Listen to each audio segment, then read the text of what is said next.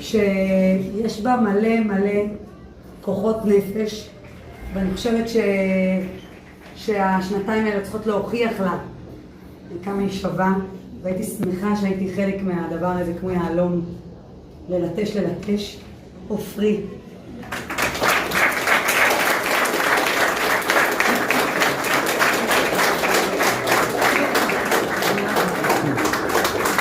פוליטיקה מנצחת.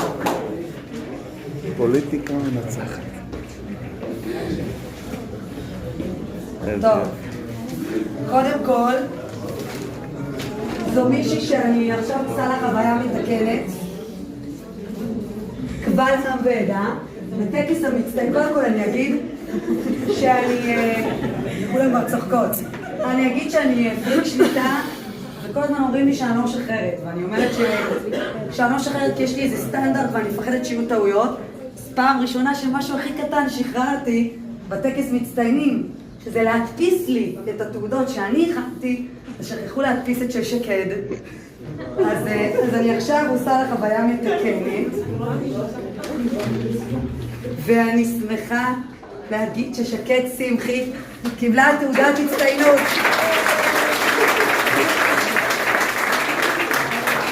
סטודנט ששקד היא נדמת במד"א וקיבלה אות